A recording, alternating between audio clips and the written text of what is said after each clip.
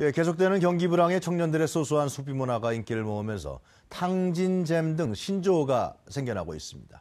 청년들의 달라진 소비 문화 트렌드에 대해서 알아보겠습니다. 김성수 문화평론가 나왔습니다. 안녕하십니까, 평론가님? 안녕하세요, 네. 김성수입니다. 예, 요즘에 이 경기 불황이죠. 또 예. 취업난 예. 청년들한테서 신조어가 계속 나오는 모양이에요. 그렇습니다. 아, 참, 네. 일단 말씀하신 탕진잼이라고 네. 하는 말.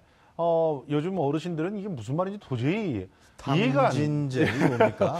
보통 이제 탕진하면 알 수는 있죠. 그렇죠. 예. 뭔가를 막 써버린다는 거 아닙니까? 아주 부정적인 의미인데 네. 잼이라고 하는 게 붙었죠. 그거는 이제 재미라고 하는 뜻이에요. 그래요? 써버리는 재미. 이런 거 보면 굉장히 퇴폐적이고 불건전한 것 같이 느껴지는데 네. 이들이 쓰는 돈이 10,000원도 채 안 되는 돈입니다. 주머니에 있는 돈을 그냥 다 써버리는 걸로 재미를 느낀다는 거죠. 워낙 없는데 그걸 다 써버린다 이거예요? 그렇습니다. 써버리면서 느끼는 그 짜릿함과 또 뭔가 일종의 느껴지는 불안함, 네. 그리고 그걸 통해서 느껴지는 또 내가 이 정도는 쓸 수 있어라고 하는 스스로에 대한 자위, 이런 네. 것들이 뭉쳐져서 탕진잼을 만드는 것이고요. 그리고 그 탕진잼과 더불어서 같이 유행하는 말이 있는데 이게 앞부분이 이제 욕이라서요. 이제 숫자를 연상하는 어떤 욕이 들어가고 비용이란 말이 붙는 겁니다. 예. 그래서 이 비용은 그야말로 불끈하고 스트레스가 받고 정말 그럴 때 그냥. 분노가 치밀어오를 때 확 써버림으로써 뭔가 그걸 해소한다는 그런 뜻을 갖다 담고 있는데 네. 뭐 가령 평소에는 돈이 비싸게 느껴지기 때문에 먹고 싶은 걸 마음대로 사 먹지 못하잖아요. 근데 불끈하니까 스트레스를 풀기 위해서 그걸 사 먹는다든지 뭐 이런 것들이 이제 바로 그런 비용이다. 이렇게 얘기를 하는 것인데요.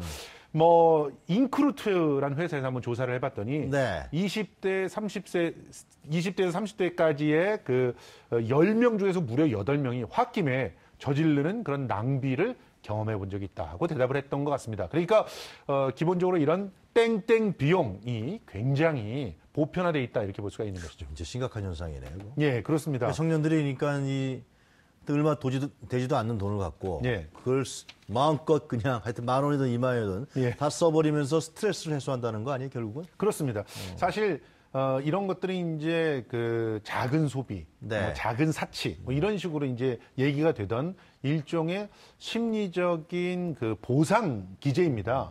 그러니까 내가 충분히 넉넉하게 나를 갖다 위해서 쓸 수가 없어요. 투자를 하기가 어렵습니다. 네. 그럴 때 아주 작은 것이라도 나를 위해서 쓰는 그런 그 행위를 통해서 네. 위로를 받고 있는 겁니다. 아, 그래요? 그러니까 이렇게 이제 작은 사치를 부리는 것이 여러 가지가 있는데요. 네. 가령 우리가 한때 굉장히 좀 안 좋게 생각했던 밥값보다 비싼 커피값 이런 것도 작은 사치 중에 하나다. 이렇게 볼 수가 있겠고요. 그리고 특히 지금 인형 뽑기방 열풍 제가 이 자리에서 소개드린 바 있지 전에 않습니까? 나와서 말씀하셨죠. 그것도 역시 작은 사치 중에 하나다. 이렇게 볼 수가 있습니다.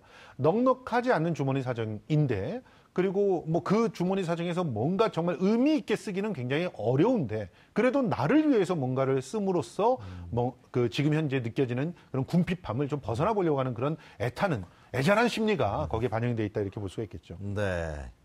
참, 문화 관계하는 연구자들이 이런 현상을 어떻게 생각할지 모르겠어요, 참 이게. 기본적으로 미래가 닫혀있기 때문에 생기는 겁니다. 그러니까 이제 미래가 열려있고 뭔가 성장 가능성들이 충분하다고 생각되면요. 네. 자기를 개발하는 데 비용을 씁니다. 그렇죠. 예, 그런데 그런 것들이 닫혀있다고 생각하니까 지금 이 순간 나를 만족시키는 데 돈을 씁니다. 근데 이것은 어느 정도 돈이 있거나 나름대로 일정한 수준 이상을 누리고 있는 젊은이들에게도 발견이 됩니다. 이건 욜로족이라고 해가지고 발현이 되는데 이 욜로족들은 오로지 지금 이 순간을 위해서 나를 투자를 하는 거예요. 그래서 돈이 모이면 그냥 여행을 가서 다 써버립니다.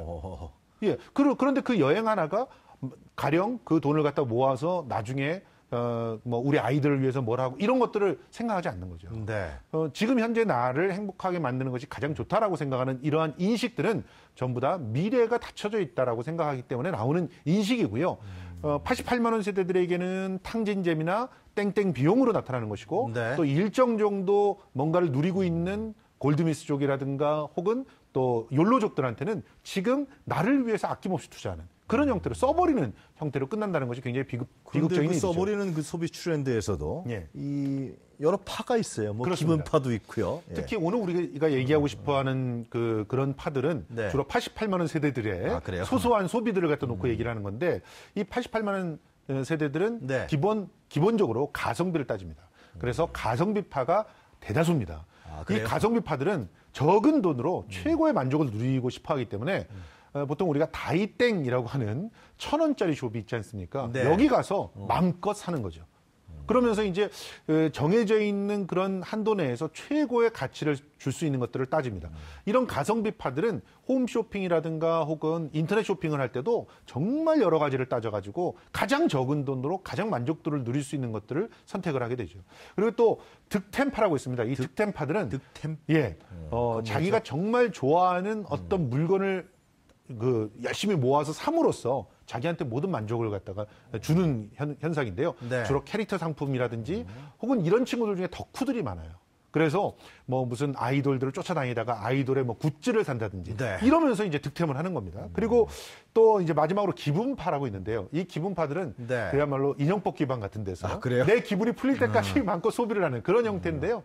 사실은 뭐 이 파라고 이렇게 소개를 했지만 우리 젊은 세대들이 자신들에게 치유를 주기 위해서, 위로를 주기 위해서 참 여러 가지로 노력을 하고 있다는 것을 알려주는 그런 모습들이라고 볼 수 있습니다. 우리가 지금 평론가님하고 어떻게 보면 흥미롭게 예. 이렇게 얘기하고 있습니다. 또 신조어도 나오고. 근데 예. 어떻게 보면 상당히 안타까운 측면이 너무 강한 것 같아요. 그렇습니다. 지금 보시면 우리가 이 뭐 가성비파든 이런 네. 사람들이 탕진제무로 어떤 비용을 가장 많이 쓰는가 따져봤더니 1위가 택시비예요.